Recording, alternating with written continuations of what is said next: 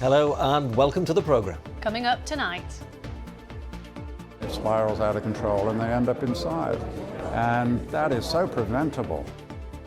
A calendar exclusive with best-selling author Lee Child behind bars in a Yorkshire prison on how he thinks reading could help solve prison overcrowding. Plus, I'm live here in the North Yorkshire Police control room as the call handlers and dispatchers get ready for what could be one of the busiest nights of their year, Mad Friday. Could Sheffield Wednesday be on the brink of announcing a potential new owner? Plus the old one, Dejphon Chansiri, appears to have his say on the club's future. And I'm with the cast of volunteers preparing to sing and dance in this weekend's finale for the year in which Bradford was the UK's City of Culture.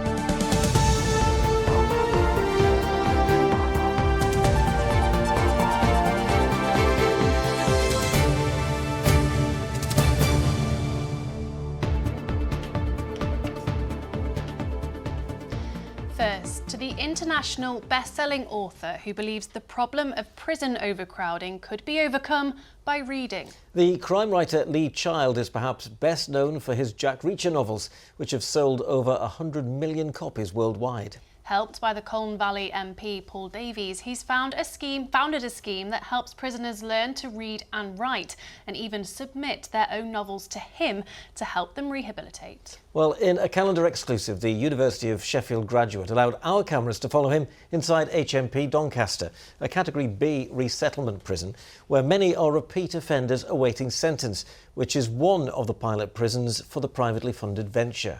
And it is there, he told our reporter Helen Steele, why literacy could change lives. They say the greatest gift is freedom. But at HMP Doncaster, the 1,100 prisoners have little hope of that this Christmas. Here in Doncaster, they believe the road to freedom lies in a good book. I mean, I write books and they're about a guy called Jack Reacher. Who better to instil a passion for reading and writing than multi-award-winning author Lee Child? His hero Jack Reacher brought to life in a menacing portrayal by Alan Richson. That helped his book sales reach record levels, with one selling every 9 seconds. You're telling the story, it's in your head. He's here today, though, to hear prisoners' stories, which helps them not only learn to read, but write their own books. Many arrive unable to read. There are too many that are here just for that reason. They get a letter about something, they can't read it or understand it, so they ignore it, and it spirals out of control and they end up inside. And that is so preventable. Why aren't we preventing it? And that's what I'm trying to do. Well over half of all the adults in the UK prisons today have a literacy level below that of an 11-year-old. Add to that intense overcrowding, and today's event is a bid to overcome that. John says he's been in prison multiple times for drugs offences. He never learned to read or write as a child. He's now a mentor for Lee's Prisons Literacy Project. We have some lads here that can't even do their alphabet.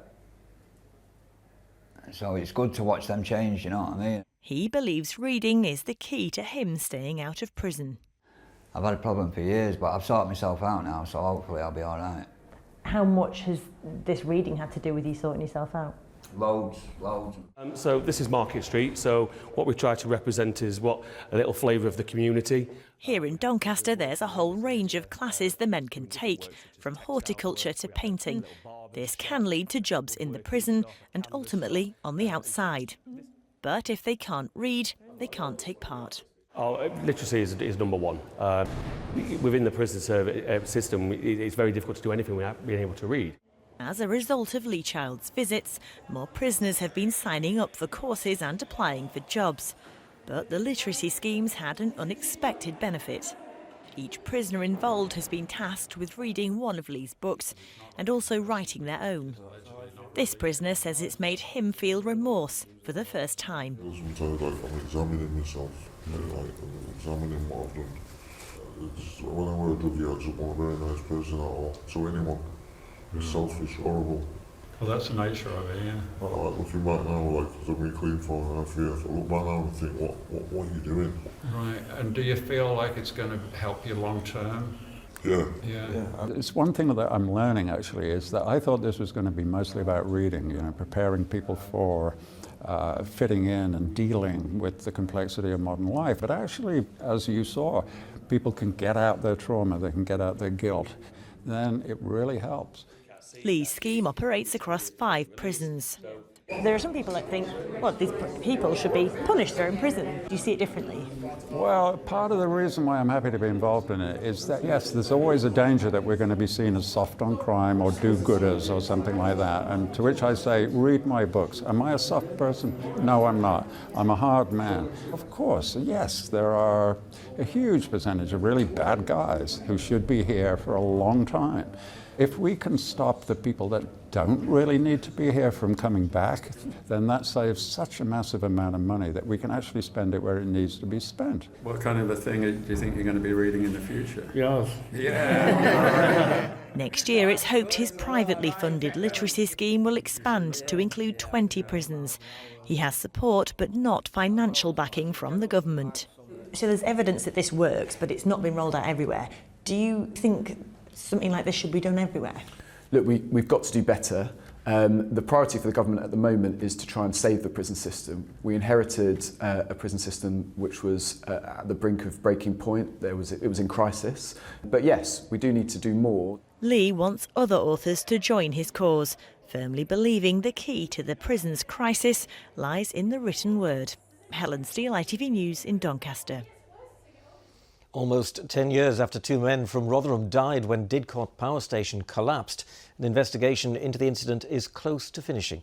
Thames Valley Police have announced that they're confident of a conclusion to their inquiries early next year. Ken Creswell and John Shaw died when part of the boiler house came down.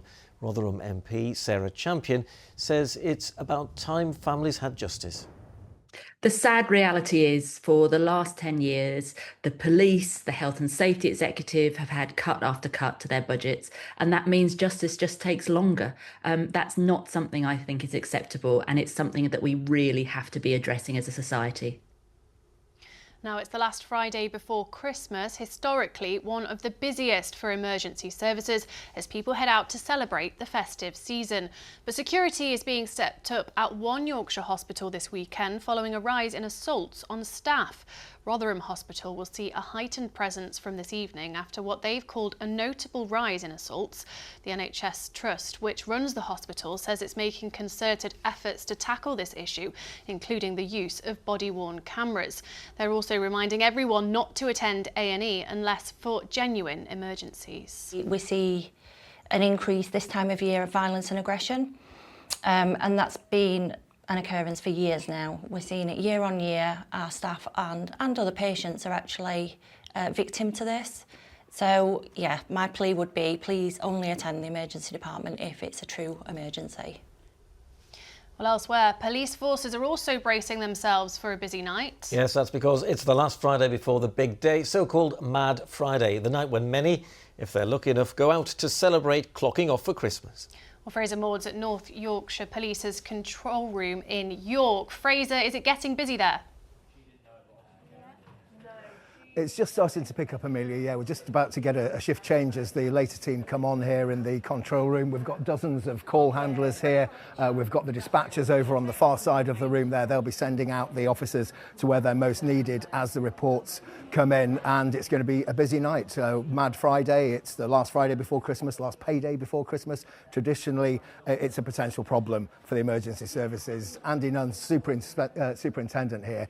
It's going to be a busy one for the team, isn't it, tonight? Yeah, absolutely. You know, we anticipate that. We know what's coming. You know, the last Friday before Christmas, everyone wants to go out, have their Christmas do's, their events and their parties. You know, so we're ready for that. We've made sure we've got additional dispatchers and call handlers on duty this evening throughout the night, and we've also throughout the towns and cities we've also got foot patrols and mobile patrols as well, in addition to what we would ordinarily have. Yeah, we're out with one of the patrols in York earlier on today as they were sort of getting the lie of the land, but it's going to get particularly busy tonight. Is it alcohol? Is that the main problem, the main issue that you're going to be faced with? perhaps not the main problem, but it's certainly a contributing factor to quite a lot of calls that we get in on a Friday evening. And tonight, I expect it won't be any different. We will get calls around alcohol-fueled, incidents, be that antisocial behaviour, driving offences, concerns for safety, things like that. And across the board, we will anticipate to see that rise across incidents and calls that are coming into us. How many more calls do you get roughly on Mad Friday? On this Friday, compared to last year, about 10% more. We're seeing on average on a usual Friday, we would be steady and we'd look at that with our normal demand. Tonight we do need additional staff to deal with that additional 10 to 15% that we would expect to see. And of course, it's not just about keeping the public safe, it's about keeping your officers safe, keeping other emergency workers safe as well, isn't it? You just want it to be a safe environment out there in our towns and cities tonight, don't we? We absolutely do. We want people to go out and enjoy themselves. We are here. We're absolutely available for you if there's a genuine emergency. Dial 999 always. If you need to speak to us, dial 101. What I would ask the public to do is, if they really need to speak to us, ring 101. If not, perhaps wait till tomorrow morning when the lines are going to be a little bit quieter. But we're absolutely here for everybody, for emergency services, for our partners, and for the public alike. We are here if you need us. Fantastic. Sound advice there, Superintendent. Thanks ever so much. I know you've got a busy night. I'll let you crack on. So the advice is clear. Go out there, enjoy yourselves, but do it safely. All right, Fraser, very good advice indeed. Thank you. You're watching Friday night's calendar, and still to come before 6:30. The volunteers helping to bring the curtain down on Bradford's year as City of Culture. Plus, as we hurtle towards the big day, will it be a green Christmas, a grey Christmas or a white Christmas? I'll have all the detail a little later on. And Merry, Merry, Merry Christmas. Merry, Merry, Merry Christmas. We'll be getting all festive in Sheffield's Winter Gardens. yes, we're looking forward to that later in the programme. Next tonight, though, nearly 2 months since Sheffield Wednesday Football Club fell into administration after 6 turbulent months off the field financially, the club could be on the brink of naming its potential new owner. Well, our sports reporter Arif Ahmed has been following this story and is here with the details. And it seems that you've heard from the club's owner, former owner, Deshpon Chansiri. But before that, Arif, how close are we to getting a deal done? Well, Ian, it's nearly 2 months since Sheffield Wednesday's divisive former owner, Deshpon Chansiri, put the club into administration and walked away after what was described as increased financial pressure. Now, it's my understanding that administrators are close to naming a preferred buyer. Now, earlier in the week, there were 2 bidders in the frame, a consortium led by US billionaire John McAvoy and the Stork family. The other was former Newcastle United owner Mike Ashley. Now, the information that I have tonight is that Mike Ashley is now the front runner. Now, that would trigger a process that could see him take control, subject to various checks, including by the Football League. Now, a statement has been released by Sheffield Wednesday this evening by their joint administrator, the chief administrator, Chris Wigfield. And in that statement, he says that work continues behind the scenes as we work towards identifying a preferred bidder, and genuine progress is being made. Now, if there's been no word from Deshpon Chansiri since April, when he released a statement saying he'd be willing to sell the club to the right owner, until now, because it seems you finally heard from him. Yeah, that's right. It's been radio silence by Deshpon Chansiri since the spring. I've been trying to get hold of him, as I'm sure many others have been, but I received a response from his verified LinkedIn account. It addresses many issues. One of them are around wages, and of course, players and staff at least 5 times this year haven't received their wages on time, or they have been late. And it said that Mr. Chansiri accepted that he couldn't put any money into the club because of cash flow issues during a difficult global economy, but said he still tried to do everything that he could. The message went on to say that he loves the club and that he did all that he could to keep it afloat for 10 years. He still wants to see the best for Sheffield Wednesday and hopes one day people will see the real story, and that he may not be at the club anymore, but that doesn't mean he loves it less than anyone else, and he believes he loves it more. You've spent months doing an excellent job covering this story, Arif, and I know that you've got more on ITVX, haven't you? Yeah, that's right, Ian. I've been speaking to some fans and a first-team player, and they've been telling me their story about how turbulent the last 6 months have been. Did you genuinely fear this club would die? Yes. We want our waste back! We want our waste back! orphan players at Sheffield Wednesday won't be paid on time again this month. What's your overriding feeling towards Desmond Chelsea? Desmond Chelsea, get out of our club! They were frightened, definitely. The only thing to do was come out swinging, and that's what we did. From a fan's point of view, they want to change. The only answer was to try and starve him out. We've got to force him out.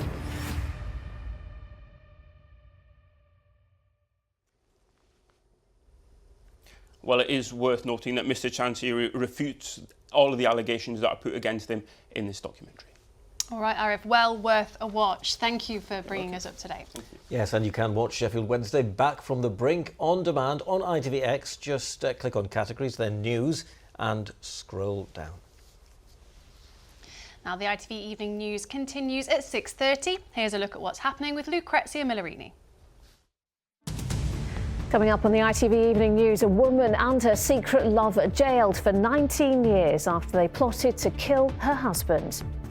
Hundreds of surfers paid tribute to the Bondi Beach shooting victims as Australia announces a gun buyback scheme.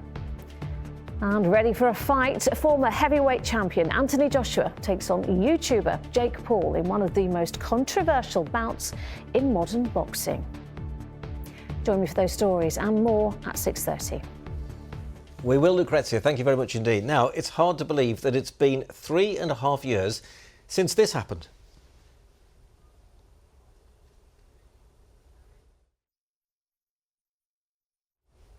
Well, this was the moment that Bradford learned it had beaten 20 other hopefuls to become UK City of Culture 2025. And after a year of events right across the district this weekend, the curtain will come down for a finale whose stars are not trained performers, but Bradfordians who've been inspired and volunteered to take part. Well, Katie Oscroft is in Myrtle Park in Bingley Forest this evening. Live, what's happening there tonight, Katie? Well, Ian, they've just had a full run-through on the stage below me there, and I can tell you it's looking good for the audiences of 5,000 that are coming each night this weekend. If you're wondering where the seats are, well, everyone's going to stand all the way around the stage, so depending on where you are, you might get a different view. Now, rehearsals have been going on for some time. The cast have to finish work or school before they start to practice. This week, they've been able to rehearse here in all weathers. There are some things you can't control when you plan an outdoor celebration of the final hours of Bradford's year as City of Culture. I think we've been preparing for this with the company for a good while now, and in rehearsals we've not missed an opportunity to tell them, look, there are going to be elements, you're going to be under the sky, it might be raining, and they've met that challenge and they're loving it. They're having an amazing time. They're made of hardy stuff and they're believing it, and they're bringing incredible energy and heart to this show. So whatever the elements bring, we'll meet it with the performance. This was the definition of the show, or rather the rehearsal must go on. A quick run through inside was good enough for Vic, amongst hundreds who put their hands up to take part. They put a call out for the community cast, and I just thought, you know, why not get involved in it in a different way. It's been such an amazing year for our city, and I just really wanted to be part of something. We knew when we signed up to be doing a big outdoor event in Bradford in December that we were going to be up against it with the weather. Stories and memories. Vic looked on whilst other community volunteers ran through their lines. We've learned all the routine and I'm really excited. How excited are you about rehearsing in this rain? Not very much, but it's a fun show, so I think it'll be okay. What goes through your mind when you're dancing? Mainly to remember all the steps, but it's really fun to do, and you just forget about everything whilst dancing. And when everyone claps at the end, how does that feel? The best. So let's go to your end of holding positions team. This is a real celebration of Bradford, and it's a real celebration of the whole City of Culture year and all the incredible people who live here and work and play and create and imagine here. I want people to leave with a sense of hope in their heart and a bigger sense of what is possible when we come together with a shared vision. And I don't want people to be too wet, but I do think that we're ready for the rain, and it's going to be amazing whether it rains or not. The worst of the conditions will hopefully have passed for this weekend's actual performances. Well, there's no rain tonight, and I am joined by Shanaz Gulzar, who's the creative director, no less, of the Bradford City of Culture.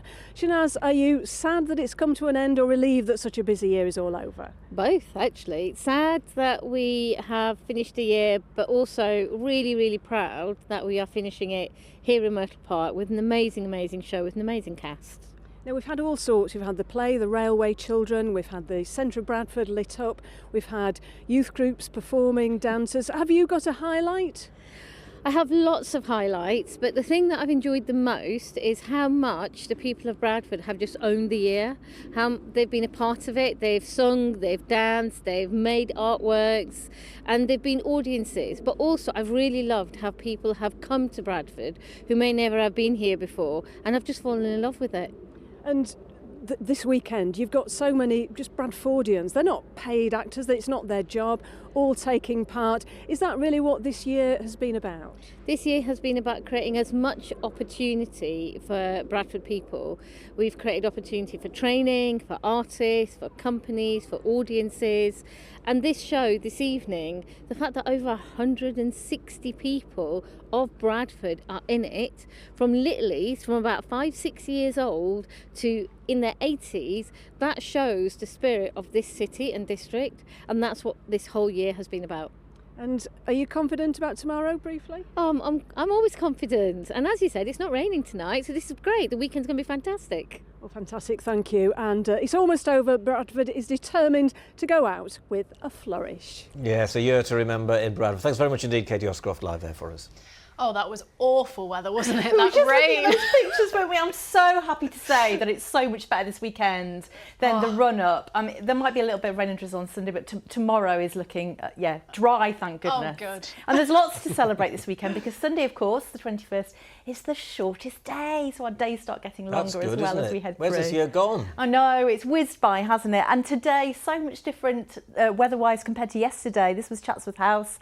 Of course, normally very busy at this time of the year, but looking very peaceful first thing this morning. A big thank you to Chris. And the blossom, the Japanese cherry blossom, is out for Sue in Wakefield, looking almost spring-like rather than December earlier on today. Roy Briggs caught this field fair. It's come over from Scandinavia and Russia, for our warmer winters. But we are looking to the east, actually, as we head towards the big day on Christmas. This is our Christmas Eve chart. High pressure to the north, low pressure to the south, and definitely getting an easterly. So I can definitely say it's feeling colder than we've been used to. I think we'll notice it will be colder because it has been exceptionally warm this year so far and December so far. But on top of that, probably quite a bit of cloud, mostly dry.